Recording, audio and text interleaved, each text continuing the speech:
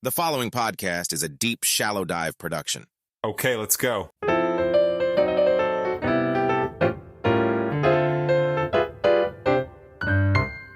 Happy Tuesday, December 5, everybody. All right, I think I'm going to start adding the date to the beginning of these podcasts. All right, really quick, shout out my friend Allison Bates from Miami of Ohio. Yesterday, she shared on Instagram that the word Rizz was the word of the year. Rizz. R-I-Z-Z. Can you use it in a sentence? I put on my suspenders and looked in the mirror. My Rizz was on point. That's literally our interaction yesterday. And then she said, dare you to drop it in the next podcast. And so, boom, the word Rizz has been dropped in this podcast. That's actually a funny word, Rizz. I kind of like it. For those of you that don't know, Rizz is short for charisma. So basically, it's like a Gen Z slang way of talking about your charisma. Or actually, hold on, it's derived from the word charisma, but the word refers to style, charm, or attractiveness, or the ability to attract a romantic or sexual partner. Well, alrighty then. You know what? My Rizz is definitely on point. All right, thanks, Allison. Appreciate that. Appreciate you adding the word Rizz to the Deep Shallow Dive podcast. Allison is an incredible writer, by the way. So if you need any type of written word, she's the gal to go to. All right, today, Tuesday, we are going to follow up on stuff we talked about yesterday. And actually, I had a friend text me last night. It's like, dude, you always say at the beginning that you're going to follow up. And then I'm waiting for that follow up. And then a lot of times you don't cover it. And you know what? He's totally right, because you know what I've realized? I've realized that, God, I just get going on this stuff. And when you record this podcast in GarageBand, you know, there's a timer that I'm basically staring at right now. Like we're at 2 minutes, 32, 33, 34. So I'm staring at that timer while I'm talking into the microphone. And you know what I've realized is I really am trying to keep these around 25 minutes at max, because, you know, when we first started talking the Israel-Palestine stuff, episode 34, I had some really long episodes. Like, I think I got a couple episodes that went over an hour. And you know what? I think that's just too long. I really do. I even though I could probably do an hour episodes easy now, whereas maybe when I first started this, I thought that was so daunting, but I could probably go on for an hour every episode. Gosh, maybe even more. But you know what? I like this little sweet spot. I like this little 20 to 30 minute sweet spot. I think it's the right amount of time for you to be able to basically listen to this podcast in one take, hopefully, because man, again, God, some of these are like 2-3 hour podcasts. Joe Rogan and a couple of these other guys, takes me like 5 days to get through them. And then, you know, sometimes I don't remember where I stopped at, and I don't know, my podcast app doesn't keep track of that properly. So anyway, the reason I sometimes don't talk about what I say I'm going to talk about at the beginning of the episode is I get to that time frame and I realize it's time to stop. So I'll try to not do that as much, or if there is something I said I'm going to talk about and I don't get to it, I'll try to remind us at the end of the episode. But anyway, this episode, I did want to dive in. Things are really clicking for me. They really are. And, you know, I'm really seeing a little bit of writing on the wall with, you know, this situation in Israel and Palestine. I think it's gotten away from Benjamin Netanyahu, and I think it's gotten away from the right-wing faction of Israel. You know, I think they just, I don't know if they misconstrued what people were going to think, but I can tell you, I'm seeing a little bit of the writing on the wall for him. I talked about this yesterday. I'm seeing the writing on the wall that, you know, maybe there's going to be a change coming, and that change is going to be part of this two-state solution, which I'm a huge advocate of. You know, I was having a conversation with another friend of mine yesterday via DM in Instagram, and you know what? Honestly, at this point, it just doesn't matter. Well, I shouldn't say it doesn't matter. That's not the right way to say it. But there is so much water under this bridge. And this week's going to clarify a lot of things for a lot of people, I think, because like I said, I am going to cover the 1917 Balfour Declaration. I am going to cover in a little bit greater detail the 1948 President Harry Truman Declaration, the 1967 Seven-Day War. We're going to talk about the birth of the Palestinian Authority. I think I'll do a Deep Shallow Dive exclusive on Yasser Arafat because I think he deserves one. We're going to talk about all that stuff. But you know what? At the end of the day, there's so much water under this bridge, and there's so much convoluted data and just so many narratives that have existed for so long that trying to assign blame to the past and trying to basically create a resolution based on the past, it's just not going to work. It's not. And so I almost feel like, and again, God, this is so much, not that it's easier to say, but this is just the reality. This is the reality of the situation. And quite frankly, the reality of life. I think they just need to say, okay, you know what? Just forget it. Forget everything. Here's what's happening. It's a two-state solution. We are going to carve it up. It's going to be as equal as it can be. And we are going to give the Palestinians their land. We're going to give the Israelis, obviously, their continued land. There's going to no longer be occupation from the Israelis on the Palestinian side of things. And that's it. Let's move on. Now, I don't know if that's going to happen, but I'm starting to see the writing on the wall that is the direction they're moving. And we're going to analyze the Kamala Harris stuff again today. There's two or three more clips from Kamala Harris that I'm going to play for you. And then I'm going to play some Anderson Cooper and New York Times reporter that basically, you know, all of a sudden more stories are coming out about how Netanyahu knew about this attack for well over a year.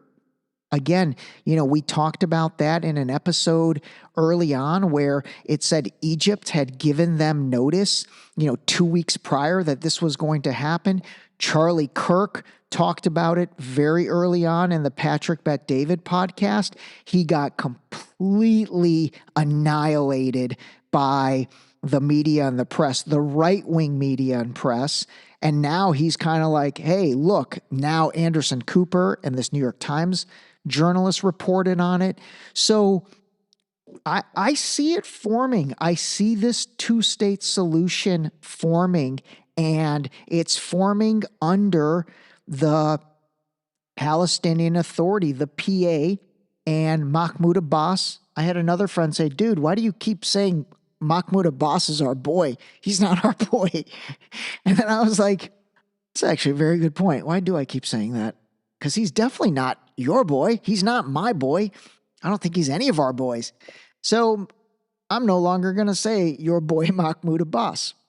But Mahmoud Abbas and the Palestinian Authority, those guys are going to be wedged in the middle, and they are going to get power. And you want to know why? Because they're Nikki Haley. They play ball. They play ball. They are not religious oriented. They're cash money oriented. And so they play ball. All right, let's dig in. Talk about what your team learned about this blueprint and the length of time that Israel had to review these plans and why it wasn't listened to. So somewhere around along 2022, Israeli intelligence was able to get the plan for the Hamas attack. It was codenamed by Israeli intelligence the wall of Jericho, the Jericho Wall. So this is Anderson Cooper interviewing CNN staff reporter Ronan Bergman on Sunday on CNN.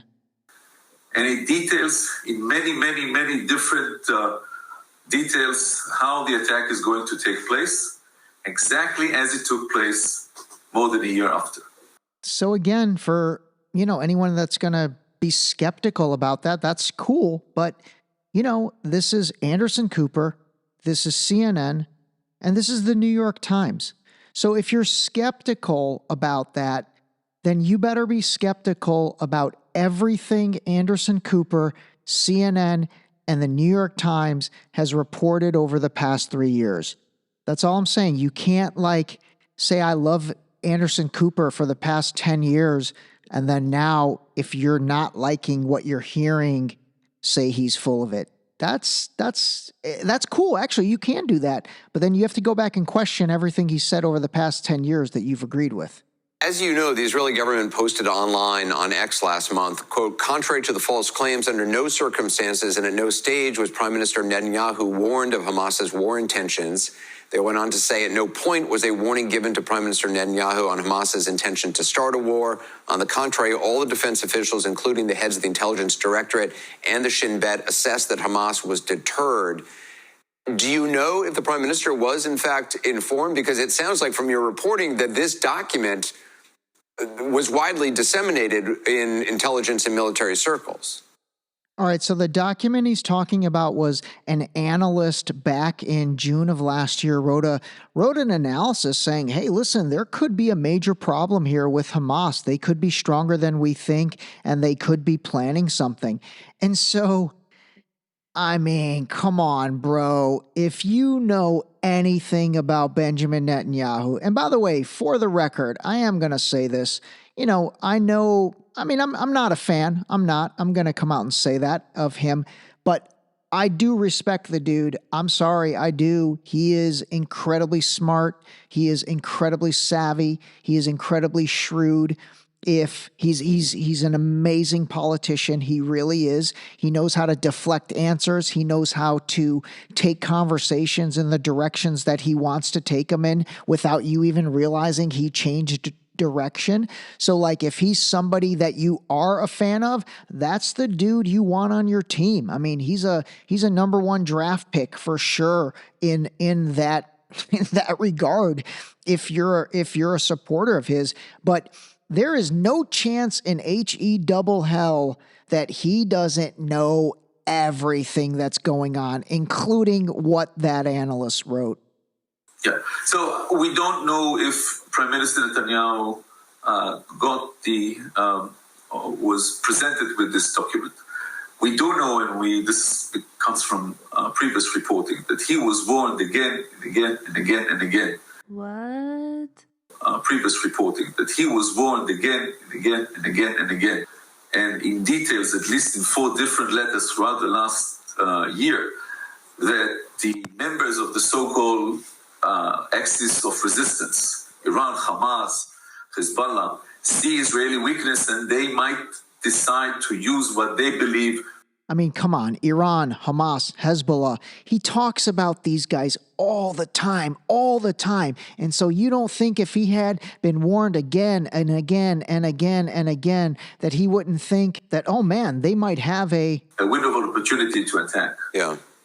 This document was sent to many, and I think this is a good point for further reporting. So Netanyahu definitely saw it. And then the question is, who saw and who decided to continue with this so-called conception, the ability to believe that Hamas is contained. Ronan Bergman, it's incredible reporting. Thank you. All right, so there's that. Yesterday I read you an article from the Times of Israel, one of their leading papers, if not their leading paper, that was written on October 8th that talked about how Netanyahu has propped up Hamas and it blew up in his face. There was another article from Haaretz, which is, again, another huge Israeli paper where they basically said the same thing. God, I can't even believe they're actually allowed to print that stuff, or they let them print that stuff, or I really can't believe that, to be honest with you. But there's a lot of info on that. There's a lot of info on that. And so again, I want you to remember something. Prior to October 7th, tremendous amount of political unrest in Israel. Judicial reform was happening where Netanyahu was trying to take power completely and neutralize the Israeli Supreme Court and basically gather more power in the hands of himself as prime minister. So that stuff was hitting ahead in August, in late August, early September. You know, think about that and then think about this. In the days that followed October 7th, there were reports that low-level analysts had reported seeing Hamas agents rehearsing some parts of this attack, but those warnings were dismissed. But according to a new report from the New York Times, Israeli intelligence had obtained more than a year ago a 40-page document detailing virtually the exact attack plan that Hamas executed on October 7th. So that was PBS. So I didn't understand if they said a 40-page document was intercepted or the analyst created a 40-page document. But either way, I mean, that's a 40-page document. Definitely something I would imagine should have been taken seriously. And so, you know, with all of that judicial unrest prior to October 7th, the fact that on October 7th, it took over 6 hours to react, which gave ample time for Hamas to carry out what they carried out. I don't know, bro. I don't know. Think about that for yourself.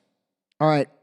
Don't you think that, like, the tide has shifted in that subject where now people are realizing, like, they're going, hey, like, this is not as simple as the mainstream media wants everybody to look at it. The way the mainstream media was portraying it in this country, it was always that Israel's the good guys, the Palestinians are the bad people. How it was. But the mainstream perception now has very much shifted, don't you think? Like with this 100%. When you see like that Iron Dome and you're seeing these rockets being fired out of Palestine and they're all getting detonated in the air, and then you realize like, oh, this is a kind of a crazy situation. Like one side has this insane technology and the other side is kind of in an open air prison camp in a way. Like you can't go anywhere. Right. You're kind of stuck.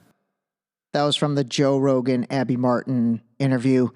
More clips coming on that in other episodes. All right, but now let's get back to, I want to talk about some of the things Kamala Harris, Vice President, Madam Vice President, I'm sorry. Some would say Madam President. Madam Vice President said at the COP28 over the weekend. The Palestinian Authority security forces must be strengthened to eventually assume security responsibilities in Gaza. You know, the amount of talk about the Palestinian Authority really, I mean, it really was an aha moment for me. God, I hate that expression. I can't believe I used it. But it was an aha moment for me.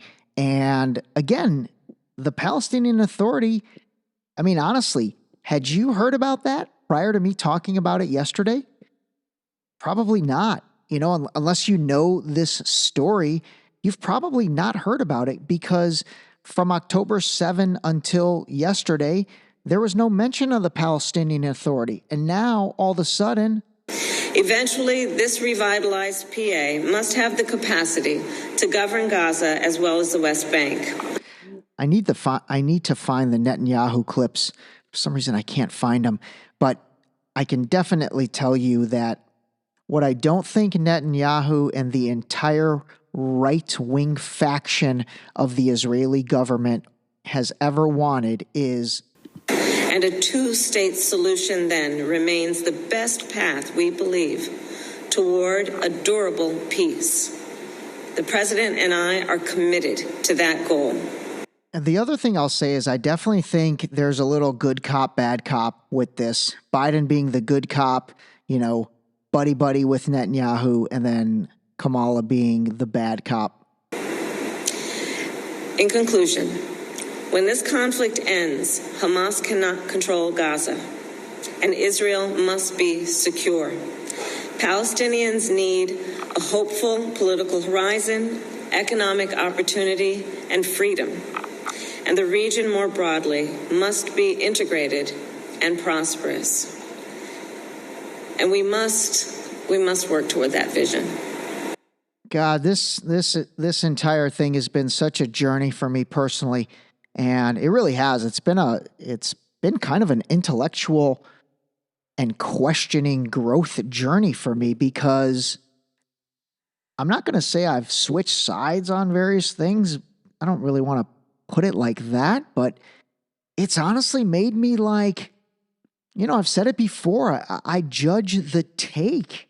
I judge the specific incident. And so, I'll be honest. I've not been a giant Kamala Harris fan, but I thought that was a great speech. I really did. I thought that was an excellent speech. I thought she laid things out very clearly. I thought this, somebody had texted me yesterday and said, "Hey, are you really good with, like, if there is a ton of money and this is all about money, are you really good with, these forces that be being able to exploit this entire situation and kill all these civilians and kill all these people and take all these hostages in order for them to get money?"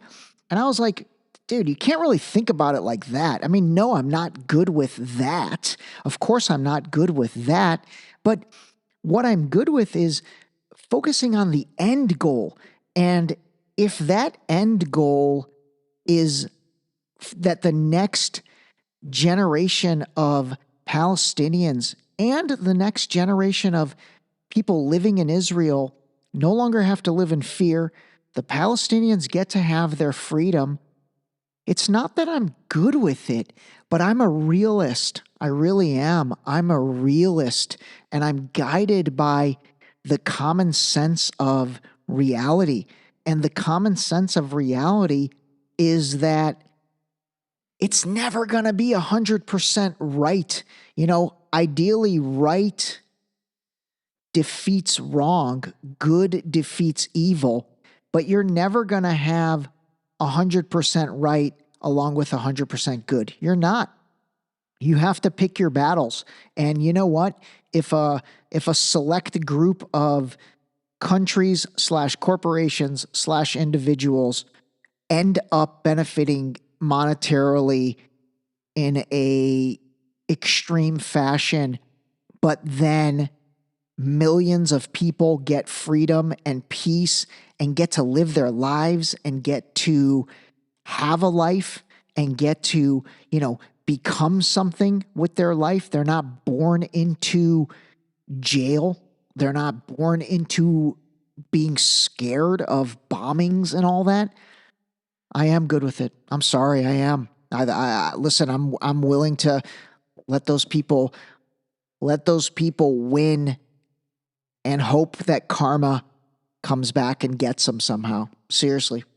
All right, I wanted to replay a couple segments from yesterday, and again, Kamala Harris's speech, because again, these are super important. So listen. No forcible displacement, no reoccupation. The reason I wanted to play that again is because I did have a couple people yesterday say, "Dude, you're wrong. There is no occupation." And I'm like, dude, this is the Vice President of the United States of America, and she just said, no reoccupation. Reoccupation means there's currently an occupation or previously has been an occupation. No siege or blockade, no reduction in territory. Siege or blockade, reduction in territory. That's because there has been a siege and blockade, of food, water, electricity going into Gaza, and there has been a reduction of territory over the years, starting in 1948, really, and we're going to get into all that. The big one was in 1967. And no use of Gaza as a platform for terrorism.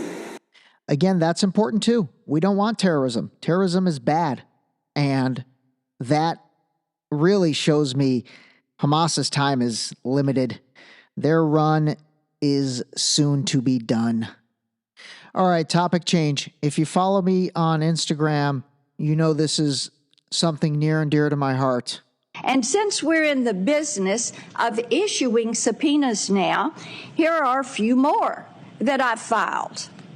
A subpoena to Jeffrey Epstein's estate to provide the flight logs for his private plane. Given the numerous allegations of human trafficking and sexual abuse surrounding Mr. Epstein, I think it is very important that we identify everybody that was on that plane and how many trips they took on that plane and the destinations to which they arrived.